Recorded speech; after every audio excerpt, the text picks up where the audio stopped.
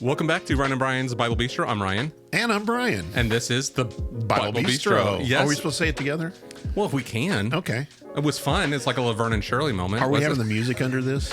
Doing it all. Yes, the music's always underneath this. I like the music. So. Dun, dun, dun, dun, dun. Yeah. It is good. It's been a good day. We're back in the bistro. It's good. The Bistro East, as I call this. This is one of our normal Bistro East. One of our normal hangouts. We're actually in the same room, which is nice. Yes, and we enjoyed a lot of coffee this morning. Yeah. A lot of coffee. Oh, it was good. It was good coffee. The coffee pot got empty, and Brian's like, is there more coffee? And the bistro here is amazing. The wait staff brought us waters just now. The wait staff. And I also want to clarify, the wait staff is my wife, and it is not disparaging to her. No, not at all.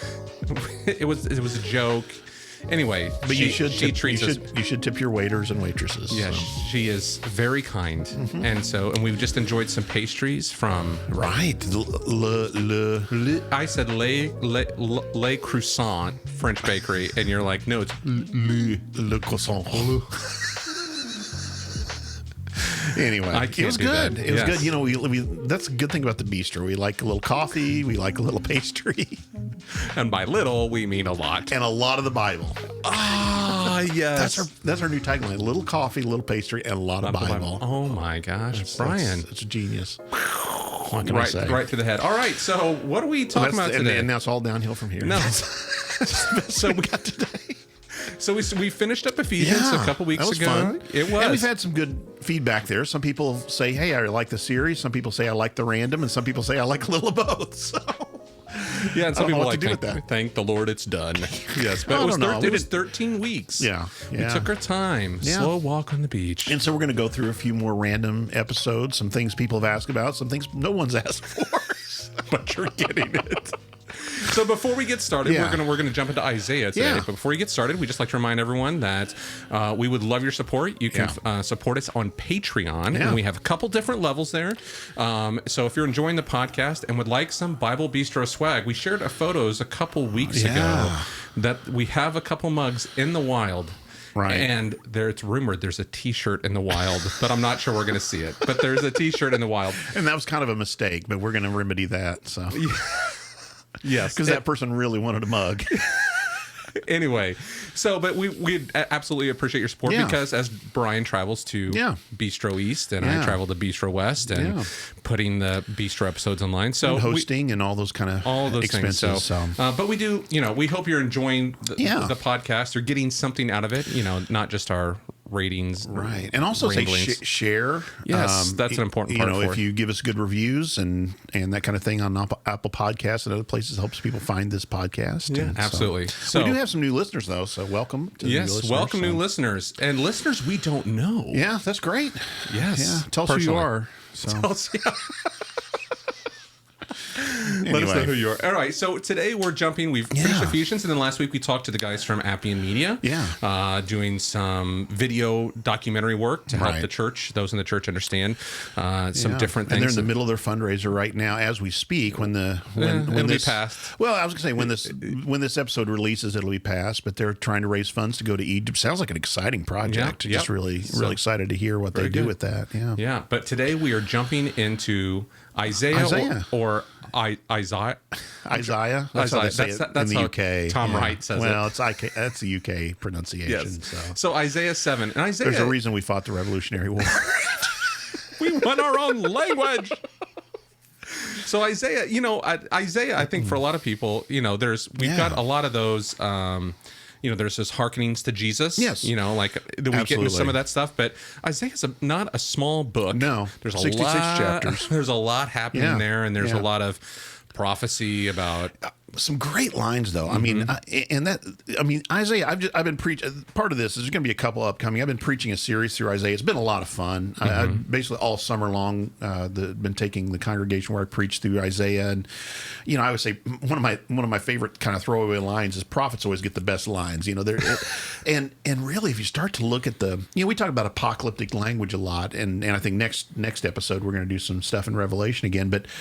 Of course, there is some apocalyptic in Isaiah as well, but but the language of prophecy is just so rich and metaphor and image. And if you really kind of dig down, people I think will kind of read it and they're like, I don't get it. And it's so much fun to kind of go through and say, look what he's saying here. We're going to have a couple of examples of that today. Yeah, there's a lot. As I've been reading through my day-by-day Bible, we're in Isaiah, and going through it, and it's just Ryan, I love you, but I got to stop. I'm going to stop. Yeah, I've met Tom Wright. You're no Tom Wright.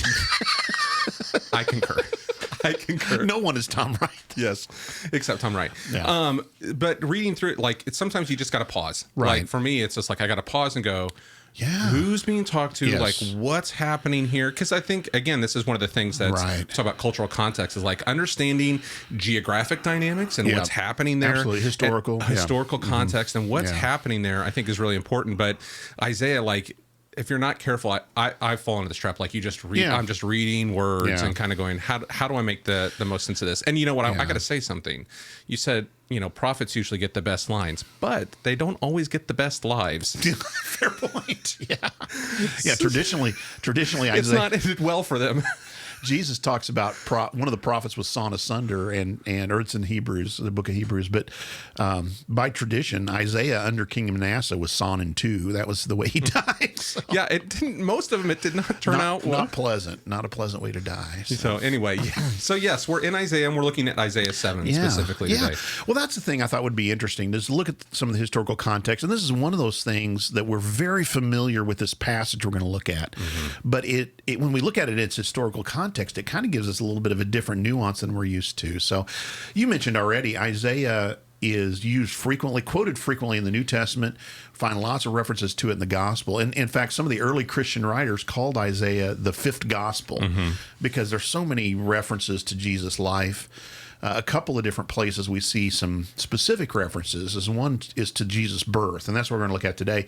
And then, of course, his death. We find all this information, all these prophecies in the last part of the book of Isaiah we call the Song of the Suffering Servant, and it seems to mirror Jesus' death and his, just foreshadows the things that are going to take place in regard to his death, but then also God's work and salvation through him and his vindication. So it's an interesting book, and it's kind of fun to look at, again, within its historical context. So just remind people of a couple of things. So, let me read Matthew 1, first of all. This is the passage from Isaiah that we're going to be looking at. It's related to Christmas, Matthew 1. It has to do with Jesus' birth.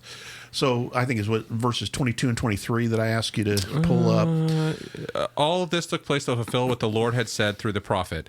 The virgin will conceive and give birth to a son, and they will call him Immanuel. Now, this is immediately following, so that's the Isaiah. That's the Isaiah quotation. This is immediately following the dream that Joseph had after he finds out his Mary that he's engaged to, but he had not yet had intimate relations with, that she's pregnant. And so the angel appears to him in order to give him this message that this is what God has ordained, and it's okay to take him. He was going to put her away quietly. He says, take her as his wife, because this. And then Matthew, who loves, if you read the first part of the book of Matthew over and over again, we get this formula.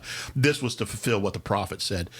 He points out everything that has anything to do with these prophecies, out of Egypt, all these different things. Matthew says this fulfilled this prophecy. That's one of his major themes. So here he says this was to fulfill this prophecy, and he quotes from Isaiah 7. The virgin will conceive and bear a child, and they'll call his name Immanuel, which means God with us in Hebrew. Imanu means with us, and then God, the word for God. So God with us is what that literally means. So the interesting thing is we're familiar with that. You may have seen that on Christmas cards, or you may have seen it in Christmas plays or cantatas or whatever. But that passage, when you go back and look in Isaiah chapter 7, that this will be a sign to you, because we take, this is a sign that this is the one that God had promised all these years ago, and that's a fulfillment, long-term fulfillment of the scripture. But when we go back and look at it in its historical context, we hear it completely differently. And I like this because it's one of those, and we do have some listeners say, give us those things that kind of, twist us a little bit. Well, hey, I never thought of it that way. And this is one of those examples of kind of hearing it in a different way. So you look back in Isaiah 7, I'll say a couple things just about Isaiah in general first, is the early part of Isaiah's ministry is during the reign of King Uzziah.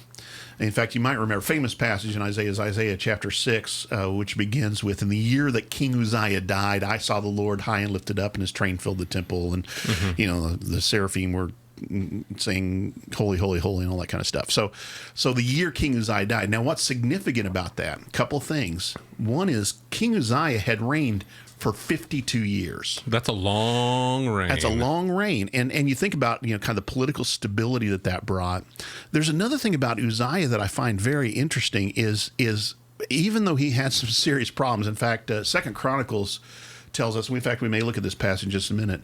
Second Chronicles tells us that this led to his pride, which ended up, he tried to offer sacrifice in a way that only the priest should, and ended up breaking out in leprosy.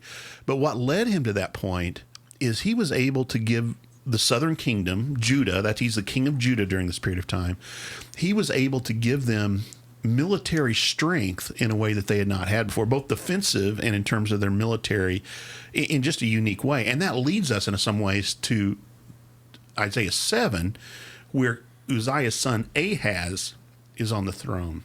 So I'm trying to decide how to do this. Let's talk a little bit about Isaiah 7, and then we'll go to Second Chronicles just to talk about what Uzziah did. But let's look a little bit at Isaiah 7. I'll read the first part of this. Let's go ahead and start in verse 1, because this kind of gives us some of the historical context. And basically, if I'm going to give a name to this, the historical context, I'd call this the Assyrian threat. So there was a kingdom of Assyria, which is down in the area between the Tigris and the Euphrates, what we call modern-day Iraq. And this kingdom was beginning to establish itself as a powerful empire, and was beginning to defeat all these nations around it and increase its strength. And one of the ways that they would break the backs of the kingdoms around them is they would displace the people. So when they would conquer a nation, they would take the people from that nation and they would put them in a different place, and take people from that place and put them in that nation. So everything was foreign. It made it much easier to control. Yeah, it made it much easier to control the people. And so this is how the Assyrians operated. So the Assyrian Empire is beginning to push in toward the west, toward these three nations: the southern kingdom, Judah, the northern kingdom, which we call Israel during this time, and the kingdom just north of them, which is called Syria. Syria, or in the Old Testament, sometimes it's called Aram, and we'll find that word used here in this passage. But given that context, listen to what it says. In chapter 7, verse 1, it says, "When Ahaz, son of Jotham, the son of Uzziah," so this is Uzziah's grandson, I said his son, but his grandson, "was king of Judah, King Rezin of Aram," so that's Syria, "and Pekah, son of Remaliah, king of Israel," that's the northern kingdom, "marched up to fight against Jerusalem, but they could not overpower it. Now the house of David was told," this is the reason that they tried to attack the southern kingdom, "Aram has allied itself with Ephraim." Ephraim's another way to talk about Israel. "Aram has allied itself with Ephraim, so the hearts of Ahaz and his people were shaken as the trees of the forest were shaken by the wind." Now here was the plot. What they were going to do is these two kings of Syria and the northern kingdom were going to join together. They were going to defeat Ahaz, and they were going to place someone on the throne of the southern kingdom that would be sympathetic to them and would allow them to harness the military power that Uzziah had established against the Assyrians. So that was their plot. That's what. So where do we see that plot? Like that's in Second Kings. Let's look before that. Let's look Second Kings, but let's look at Second Chronicles first. Okay. Look at Second Chronicles. I think it's chapter 26. I had you pull it up. I know. What? No, you didn't. Didn't I? Second Chronicles chapter 26, verse 9. You can go ahead and read there. Read 9 down through about 15 or so, and you get a sense of what Uzziah had done that made, and this is, to understand this plot, you've got to understand why the southern kingdom, why Judah was attractive to the northern kingdom and to Syria. So go ahead and read this starting in verse 9. Of 26? Yeah. Okay. Uzziah built towers in Jerusalem at the corner gate, at the valley gate, and at the angle of the wall, and he fortified them. He also built towers in the wilderness and dug many cisterns because he had much livestock in the foothills and in the plain. He had people working his fields and vineyards in the hills and in the fertile lands, for he loved the soil. Okay, stop right there. Now I'm going to have you read the rest of it in a minute. But so this is the fortification. He fortified Jerusalem to make it more defensible. Towers, of course, give you the height advantage when you have an enemy attacking, allows you to see farther. And that's the other thing. The series or system of towers that he built out in the wilderness was kind of an advanced, early warning system. Because you could see an approaching enemy coming, and you could signal down this system of towers in order to let the people in Jerusalem know, hey, there's an enemy army approaching.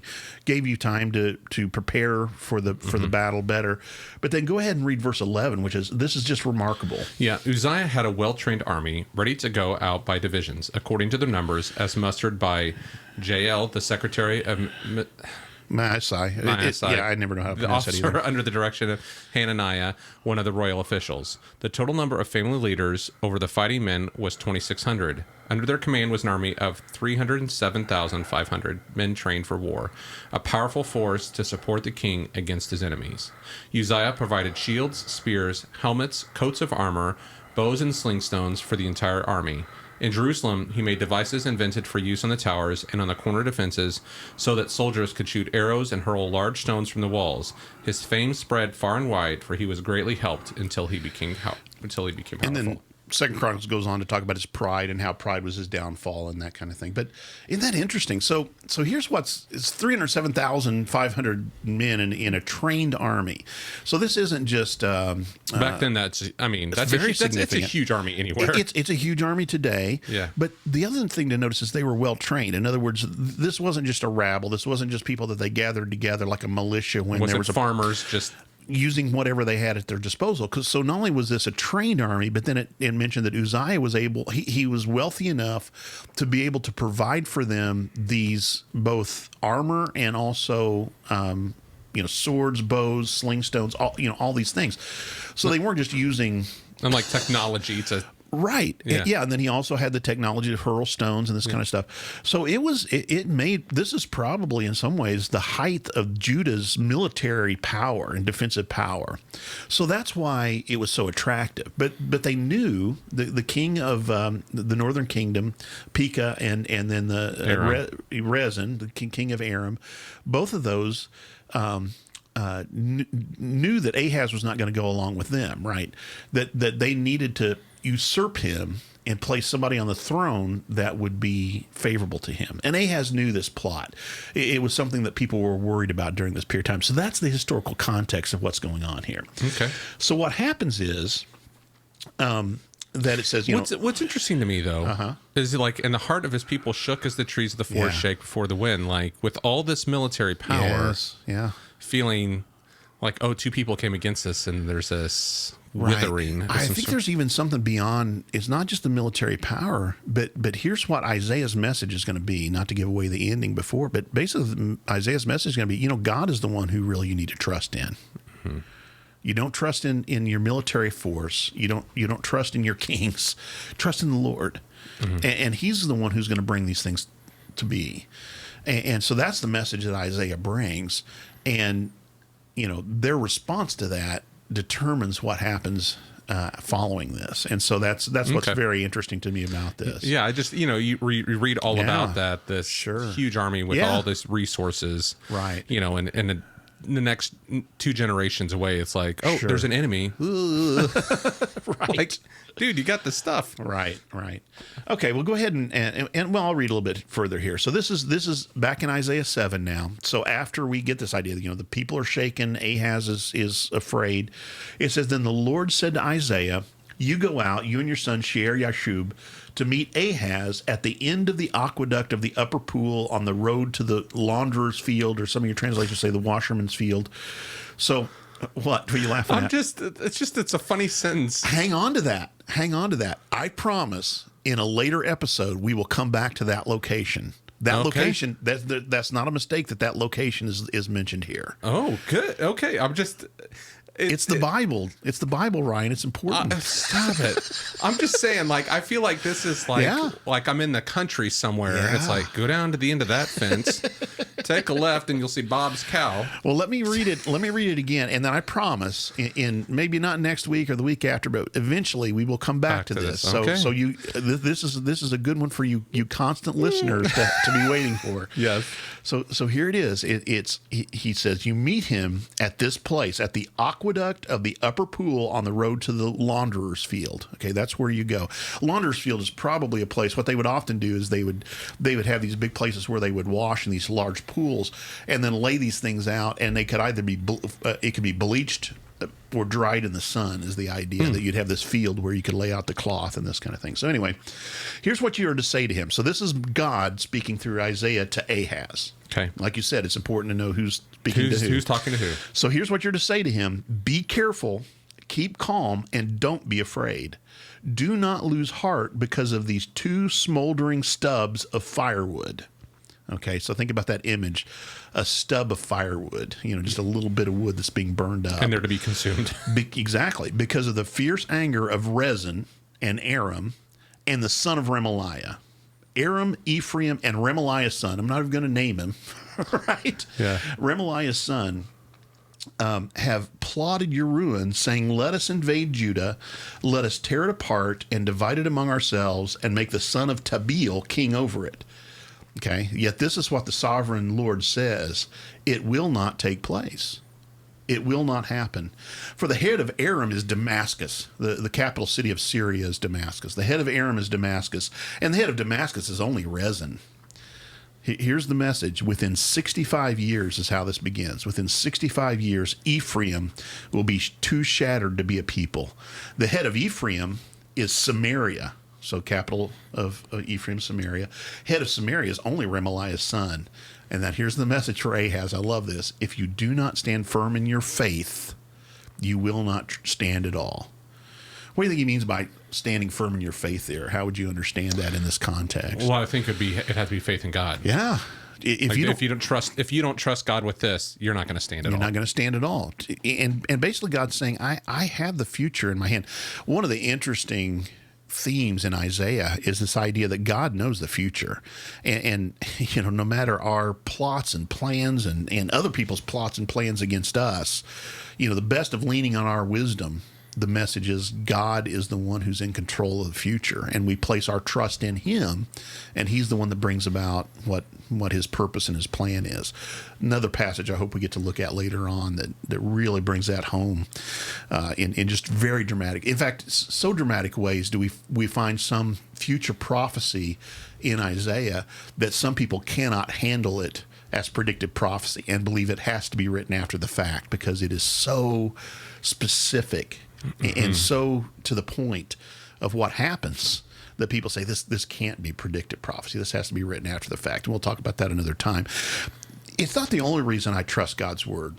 This is worth inserting, I hope, but it's not the only reason I trust God's word. There's lots of reasons that I believe God's word is trustworthy, that I believe it is inspired by the Holy Spirit. But predictive prophecy, like we've talked about already, the prediction of Jesus' birth and the prophecies concerning that, many of which are in Isaiah, prophecies concerning the manner of his death, which we find in other places, but also in Isaiah, like Isaiah 53 and all these places. This is one of the reasons I believe Scripture is trustworthy, because we find things predictive that come to be in exactly the way that God says. Mm-hmm. So here he's saying to Ahaz, you're really worried about this thing, but I'm telling you, within 65 years, it's not even going to be a concern. Mm-hmm. It's not going to be a worry. Now, I'll go ahead. What I think is interesting here, I'm sorry to interrupt you. I think it's interesting is 65 years. Uh-huh. You know what I mean? Like, it's not like, in 6.5 hours, they're going to be defeated. Yeah. But it's this idea of this, and I'm thinking projecting ourselves onto that. Like, God saying, like, I'm gonna do this. But, even for Ahaz is not going to be on the throne at that point. Right. Yeah, I'll come I'll get back to exactly what I was going to say in just a minute, but just to keep on with this, it's worth us thinking about that. How many of the things on a day-to-day basis that cause us a great deal of concern within, after our lifetime, are not going to matter. You know, there are things that are eternal, right? We talk about that. There are things that have eternal value and eternal weight, and those are worthy of our attention. There's so many of our things that we spend, and I'm chief of sinners here. You know, I'm the worst of sinners in this, because I worry about a lot of things that, right? I've had my fair share of that, well, and that never come to pass, and to think about, you know, a lot of these things within, you know, by the time of our children, our grandchildren's lives, these are going to mean very, very little, right? And so, you know, just kind of maybe a sense of perspective on that.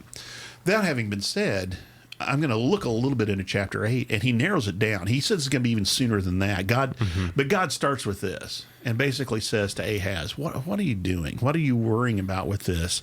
I'm going to take care of it. And in other words, and Paul says this in his sermon in Athens, is one of the places that I almost said Athens. Isaiah. Well, Athens is how they say it in Illinois. For those of our listeners who are not familiar with Illinois, there's a town in Illinois called Athens, which is spelled very much like Athens. But anyway, when he was preaching in the Areopagus, this is one of the things that Paul says there is God is the one who determines the times and the boundaries of the nations. Is what he says.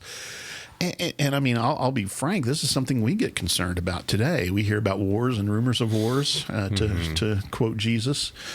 We think about the things that are happening, and we become afraid. We become frightened. What kind of world does this mean? We worry about our own country and divisions and things that we see within it.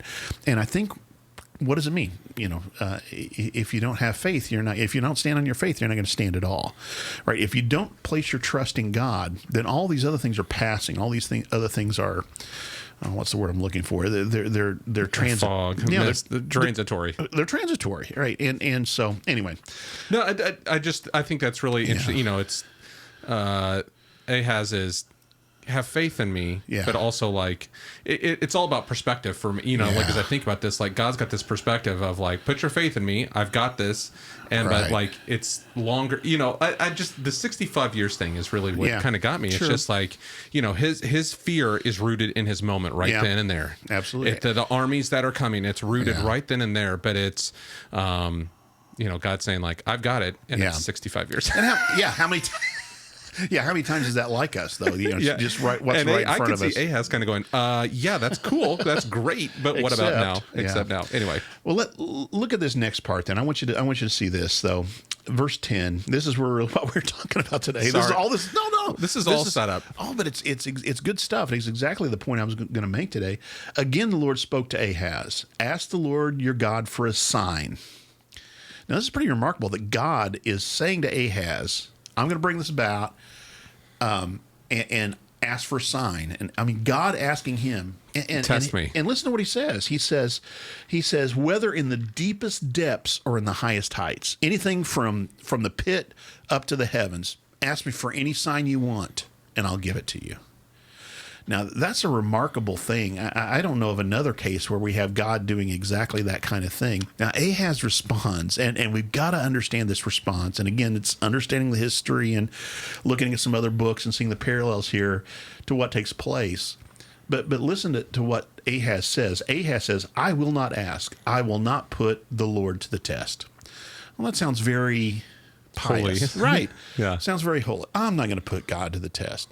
Who am I? But here's the problem, is Ahaz has already decided what he's going to do. Okay?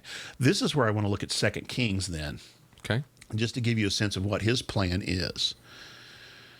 So verse 7, this is 2 Kings chapter 16 and verse 7. Do you want me to read this? Yeah, go ahead. Okay. Ahaz sent messengers to say to Tiglath-Pileser, the king of Assyria, okay, I am your servant and vassal. Come up and save me out of the hand of the king of Aram and the king of Israel who are attacking me. So what did he do?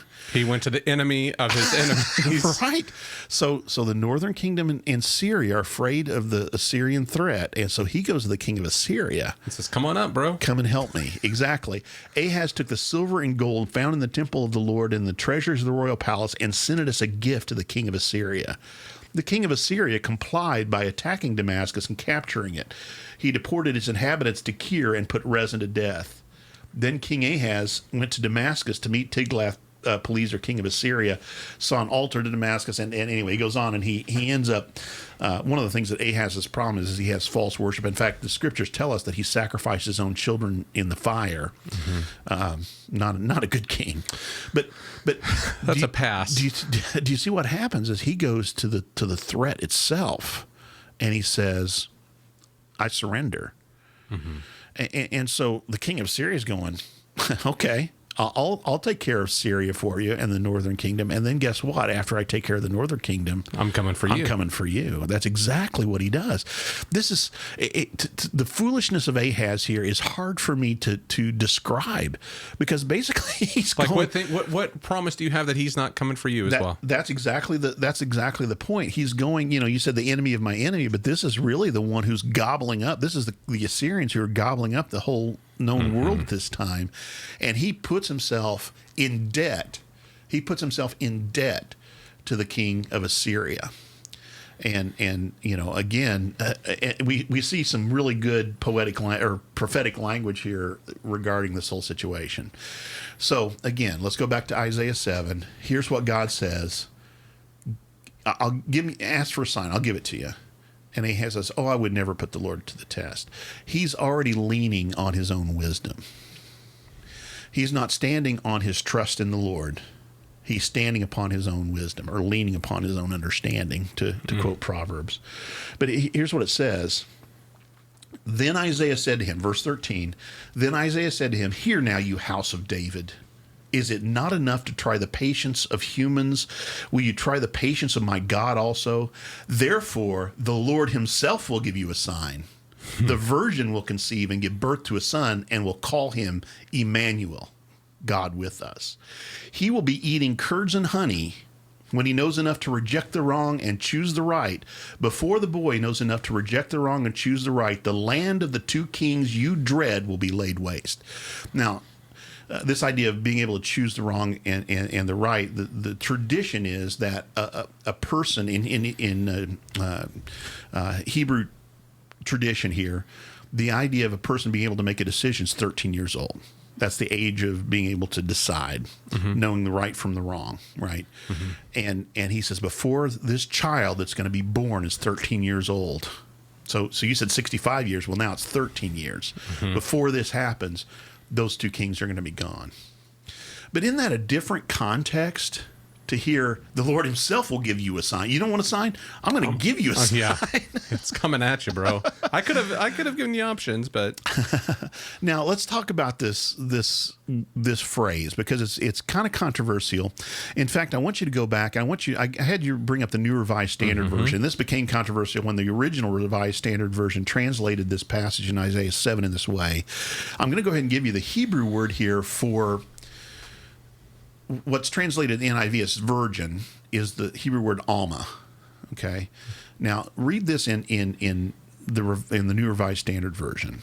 Therefore, this is verse 14 of Isaiah 7. Therefore, the Lord himself will give you a sign. Look, the young woman is with child and shall bear a son and shall name him Immanuel. Okay, back in the 50s when the original Revised Standard Version did this, it caused lots of controversy, because here it's not virgin, it's young woman. Now, the word alma is there is a word for virgin that's specific in Hebrew. We see in Leviticus and different places where the law about virgins is very specific. This word alma, to use older English, we don't use this word too much, but is the word for maiden. Okay, a young woman, but maiden specifically. Like, it's the difference between really the only place we ever see it is if you know the difference between a maid of honor and a matron of honor, right? It's kind of an outdated concept in our context. But a maiden is one that is not yet married, and therefore by implication she's a virgin. She's a virgin, and so that's where now in Matthew's translation of this, of course that's in Greek, right? And that translation uses the word parthenos in Greek, which it means unavowedly virgin. I mean, there's no question there. There is a little bit of controversy here because this is the word alma, which means a maiden, a young woman not yet married would be the implication, and therefore a virgin. And so this points toward this theology we have of the virgin birth, which again in Matthew is very explicit, is very clear. There's no question there. Right, let me make sure you understand that. But here, and here's the idea. I think what we have possibly is a short-term fulfillment, because he's talking about a child that's going to be conceived and born in the time of Ahaz. So we're not talking about the virgin birth of Jesus, but that's the long-term fulfillment of it as well. Okay, so this is there's a short-term. I think so. Short-term and long-term fulfillment. There's times in prophecy, and we understand this, that this is one of the things that we happen. But again, first we look at the historical context, and what is God saying to Ahaz? I'm going to give you a sign. There's a child going to be born, and they're going to call him God with us. And before that child is 13 years old, then Aram and Ephraim are going to be destroyed. So I think that's what the for Ahaz, that's the message. Okay. Now that becomes, and as Matthew makes clear, this fulfills this prophecy that the maiden is going to conceive and have a child, and in a miraculous way, and his name is going to be Immanuel. That's not taking away from that at all, but it's understanding it within this historical context as well, is the way I would say that. Does that bring any questions to you, or any? Yeah, I mean, it's kind of, we've talked about this like with eschatology. Yeah, like it's realized eschatology and future eschatology. Yeah. And so I think it's, we're reading it backwards. Sure, from a later perspective. A later perspective reading back. And I think it's, I would have always just said, you know what I mean? Like, yeah, I think that's hard to, because the way that we read it in English, just say virgin, we just think, oh, well, this is a messianic prophecy, which it is. It is. Because Matthew references it, but it also had a very real meaning in that time. And we see lots of other messianic prophecies that have this kind of short-term fulfillment before the time as well. I can think about, just off the top of my head, Zechariah, for example, where we have a reference that even we've seen in the book of Revelation is used to refer to Jesus and his redemption, but in the short term has to do with the priest and with the king at the time of the rebuilding of the temple that Zechariah is really talking about in the historical context. Just one example. What's to the name Immanuel? Like, do we talk a little about, do we know who this kid is? Or? Well, I think so. And it's a little controversial, but most people understand it. If we go into chapter 8, I think we'll see this. Just like Jesus, of course, Jesus isn't named Immanuel, right? Right. It's a title. It's given to him. Exactly. And so I think it's more about, so here's Ahaz who's leaning on his understanding. And the point is that the opposite of this, the one who's born is God with us. That's the one you need to be trusting, right? That's the attitude you need to have. It's more of a, almost in this context. And again, I want you to hear it this way. It's almost what would I say? A warning. It's a denunciation of Ahaz's policy here to say you need to be more like, you need to be Immanuel. You need to be the idea that God is here with us, and instead you're trusting in your own military prowess, your own negotiations, your own what's the word? I'm not coming up with good words today, but your between nations, your diplomacy. That's the word I'm looking for. Diplomatic relations, diplomacy. Thank you. Yeah, okay. So there you go. But woo. Anyway, okay, yes. Let's go a little bit further here, because this is just good. This is just good language. So, verse 16: For before the boy knows enough to reject the wrong, choose the right, the land of the two kings you dread will be laid waste. The Lord will bring on you and on your people and on the house of your father a time unlike any since Ephraim broke away from Judah. He will bring the king of Assyria. In other words, the king of Assyria is coming. So this is I'm going to take care of Ephraim and Aram, but it's also coming to you as well. Let me finish here then. So in that day, this is verse 18. In that day, the Lord, and this gets This is that language that I love, but it's sometimes a little unclear. In that day, the Lord will whistle for flies from the Nile Delta in Egypt and for bees from the land of Assyria. Okay, so here's these two major superpowers. And I'll go ahead and tell you, not to give away the ending, but later on, there is a delegation of people from the southern kingdom that look to the Pharaoh, who's, I believe his name's So at that time, but the Pharaoh of Egypt, to come up and help them when the Assyrians are at their door. Okay, this is during the time of Ahaz's son Hezekiah, and we'll get to that another time. But so I'm going to whistle for flies and bees, right? Mm-hmm. This is going to be so we're thinking plagues, maybe we're thinking this kind of thing. So they will all come and settle in the steep ravines and in the crevices in the rocks and all the thorn bushes and in all the water holes. In that day, and this is the really cool language, the Lord will use a razor hired from beyond the Euphrates River, the king of Assyria. Mm-hmm. Okay, so when you think about a razor, what do you think about? Cutting. Okay, he's going to hire a razor, and here's what he's going to do with it. He's going to shave your head and private parts and cut off your beard also. Okay, so think about that. We even use this phrase, a close shave. Mm-hmm. He's going to barely escaping something. He's going to come and he's going to shave the hair off your head, everywhere, and so off your beard, And so here's the idea: is this going to be a close shave, but you're going to survive? Okay, and I'm going to go ahead and tell you again, not to give this away, but we'll talk about this in a later episode. That's exactly what happens. The king of Assyria comes. He destroys Syria, he destroys the northern kingdom, and he begins to attack the northern cities of Judah, and he shuts Ahaz's son Hezekiah up in the city of Jerusalem. And it's a close shave, but they escape. Okay, they're not destroyed at the time of Assyria. So, kind of cool language there, I think. So. I bet you Ahaz is kind of going, man, I wish I'd asked for a sign.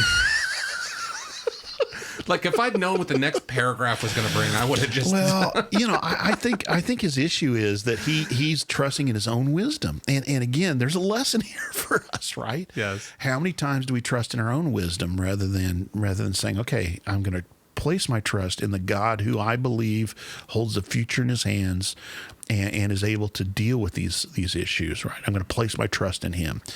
And I'll go ahead and say, this isn't a Pollyanna kind of thing. Oh, if I trust in God, everything's going to work out good. Mm-hmm. Here's what trusting God is. Trusting God is saying, even when things don't work out the way that I want them to, then I'm trusting his goodness, and that in the fullness of time, that all will be right and all will be made well. Yeah. And that's the tough part. Yeah. The fullness of time. It's easy when things work out the way we want them to. Well, yeah, I trust God. Yeah. Woo. But it's when the razor comes out, right? And we're getting the close shave. That's when it's difficult, I think. Yeah. So. And I you think about, I've always said this, we talk about, we read the Bible as this very high level looking back on it, right. But that they're, as later on in scripture, when there's those in Babylonian exile and all that stuff, like there was a lot of people that didn't live the good life right then, but like God's promise was still true to them, even though their personal life did not flourish necessarily. Right. And I think that's hard for us is like, if I'm not flourishing in my context and my time right now, that God is not God. Right. So it's kind of, I think that's why the 65 years stuck out to me. It's kind of having that long perspective, and that our vision is so limited in scope and what we can see. Right. So 65 and then 13. Let's go. Why does that change? Let's go ahead to 8. Let's go, because I think there's a reason for this. Okay, look at 8, chapter 1. And you ask, who's this Immanuel dude? So it says, the Lord said to me, take a large scroll. This is God speaking through Isaiah, again, speaking to Isaiah. Take a large scroll and write on it with an ordinary pen, Meir Shalahashbaz. Oh, Meir Shalahashbaz. Right. Which means something like swift to the plunder, speed the spoil, something along those lines. In other words, be quick in getting the things that you've won in warfare. Kind of be quick to get these things. Okay, it's coming quickly, kind of thing. So I called in Uriah the priest and Zechariah son of Jeberechiah as reliable witnesses for me. So 2 witnesses. Then I made love to the prophetess and she conceived and gave birth to a son. Now, remember the sign was you're going to conceive and give birth to a son. You're calling him Immanuel. Well, here the name of this child is to be Meir Shalahashbaz, which means hurry up. Just incidentally, I wanted to name my first son Meir Shalahashbaz. Meir Shalahashbaz. What's so wrong with that? Now, here's the funny thing. My wife did not allow me to do that, so we named him Alexander instead. But close. It's close to Meir Shalahashbaz. It's close. It's a similar idea, but then the first time I saw this, there's an actor this is his name. This is his given name. Now he goes by a shortened form of this, but the first time I saw this actor was in the Benjamin Button movie. What was the name of it? The Curious Case of Benjamin Button. I couldn't remember the first part of it. Curious Case of Benjamin Button. And Meir Shalahashbaz Ali, who now goes by Mahershala. So he's shortened his name, I think partly because it wouldn't fit in the Internet Movie Database or whatever. IMDb. But Mahershala Ali, this is where his name comes from. It comes from Meir Shalahashbaz. But anyway, that's probably... It's too much information. So he conceives and gives birth to a son. And the Lord said to me, name him Meir Shalahashbaz, because before the boy knows how to say my father or my mother. So think about this. You had 65 years. Then you had before he knows right from wrong. 13. And now it's before he's going to conceive and have this child. And before he says mama, papa. So think about it. The first words a child says in any language, Abba, before he can speak. So what are we talking? 2 years? Mm-hmm. The wealth of Damascus and the plunder of Samaria will be carried off by the king of Assyria. So you get what I'm saying? It's kind of like what you're talking about. Do you trust me in 65 years? 13 years? How about 2 years? Mm-hmm. Can you place your trust in me that long, or are you going to take matters into your own hands, right? Mm-hmm. And so there's this narrowing, right, in a way. And I think it's intentional. That's why I think we have this sequence of events here in this. It's a very interesting passage, and there's some controversy about it. This is the way I was taught it, and it makes a lot of sense to me. There are others that think this, and so I think it's a narrowing down. Say within a couple of years, what you're worried about, Ahaz, is going to be taken care of by God. And in fact, the interesting thing is the very nation and the very king that you're afraid of is who God is going to use as a razor to cut you close. To cut it close, right? That's exactly it. He's going to bring the Assyrians, and he's going to take care of this threat you have from the north. But even when you guys go down to Egypt, the people who go down to Egypt try to take care of it on by again military prowess, by diplomacy. God is going to take care of it because He's God. And He's the one ultimately, as Paul said to the Athenians, He's the one who sets the times and the boundaries of the nations. I apply this sometimes to our congregations, and there are discouraging times sometimes. And I'll say we're in a discouraging time right now. And one of the things I keep saying is that if God has a plan for a congregation, the doors are not going to shut. Right? Nothing's going to happen to bring that to an end. On the other hand, if God is done with a congregation and the work, there's nothing you can do about it, right? Now, that's not to say we sit back and kind of just wait, don't do anything, right? But it does give us a sense of perspective that if we're going to trust God, we have to trust God. We have to trust Him in the good times and in the bad, and when things seem to be going well, and when things don't. We have to trust that God is doing something even in the midst of this, right? Mm-hmm. So anyway, before he knows my mother, my father, wealth of Damascus, plunder of Samaria will be carried out by the king of Assyria, the Lord spoke to me again, because the people have rejected the gently flowing waters of Shiloah and rejoices over Rezin, the son of Remaliah. Therefore, the Lord is about to bring against them the mighty floodwaters of the Euphrates. See that line that he's going to basically bring the Euphrates, the king of Assyria, with all his pomp. I will overflow all its channels, ran over its banks, and sweep into Judah, swirling over it, passing through it, reaching up to the neck. Close shave. It outspreads wings, will cover the breadth of your land, Immanuel. Okay, God with us. So that's kind of the prophecy here. Again, the point of all this is to trust in God rather than all of the other things that we place our trust in. So here's Ahaz. Are we trusting our own military strength?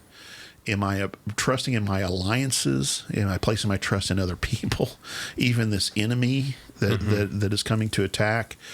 And so here's what I'd invite our listeners to think about if they want to apply this message to their own life, is because I know you're big on the so what question. I am, because otherwise it's relevant, right? Yes. So what do we place our trust in, right? What are we looking to when we're concerned about something? What do we look to? Wealth, strength, friends, family, and I'm not saying any of those are bad things, but I'm saying if we don't trust the Lord first in the midst of all of this, then we've made him an idol. We've put our own, lean not unto your own understanding, in all your ways acknowledge him, he'll make your path straight. That's the message, right? So one more little passage here. This is verses 11 through 15. I just love this image too. And you get what I'm saying, this prophetic language is it's a lot like we've talked about with Revelation, such strong imagery in these metaphors. So this is what the Lord says to me with his strong hand upon me, warning me not to follow the way of this people. Do not call conspiracy everything this people calls a conspiracy. Do not fear what they fear, and do not dread it. Now this is kind of the idea of, again, talking about those who are coming up against Ahaz. Later, I think it's going to apply when we see this group within Judah who's wanting to go down to Egypt in order to look for help. Don't join in all that stuff. Don't say that this is the way that it is.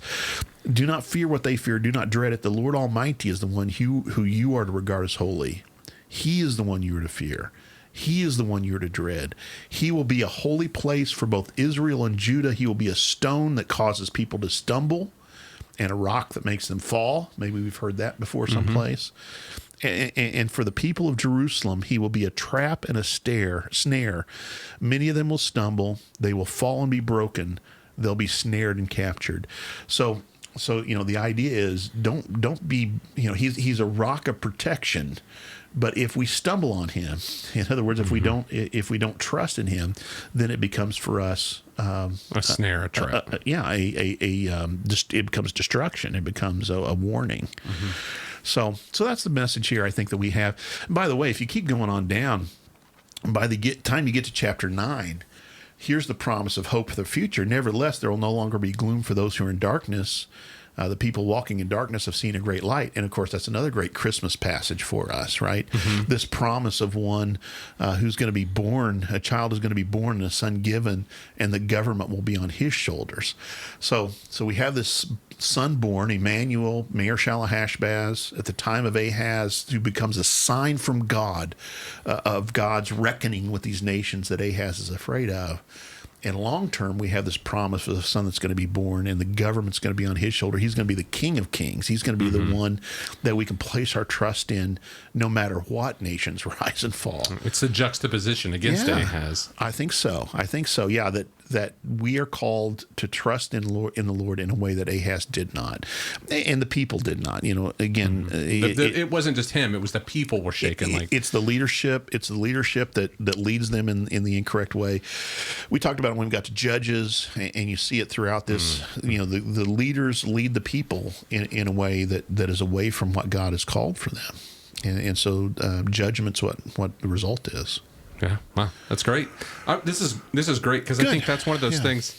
65-13. Like to see that progression and to kind of get an understanding of why we maybe see that progression of time, that where God says 65 and then it's 13 and then it's even younger. And the implications for us in that as well. Right. So right. Yeah, I think so. And again, when we. It always cracks me up when we hear this at Christmas time because it's Matthew. It's such a nice thing. Oh, this promise and don't get me wrong, that's what it is. Yeah. But to hold it back against this, so I guess the only difference I would say in the message for us is this idea here is, what kind of sign is a virgin that's with child. Here's the sign that God has given us of his salvation in Jesus. And so the warning would be the same. Don't trust in your own understanding. Don't trust in your own strength. Don't trust in your alliances. Trust in the Lord. And he is the one who's brought to salvation in Christ. It's a great message. Great message. Very well, good. Thanks, Brian. Been good to be here in the Bistro again. Absolutely, yeah. And so, listeners, if you've enjoyed, we invite you to share this episode. Yeah. And, again, if you're enjoying it with us on a regular basis, we invite you to join us on Patreon. Yep. We will be back next Tuesday. Next Tuesday. And I think we're going to look at Revelation, maybe. We haven't been. Everybody loves Revelation. We haven't been in Revelation for a while, so we need to. Yes. What do you want to talk about? You want to talk about, well, we talked about virgins today. Let's talk about virgins. Virgins next week. And see if we can find the virgins in the book of Revelation. So. Absolutely. All right. Well, Brian, we'll see you then. All right. See ya. Bye.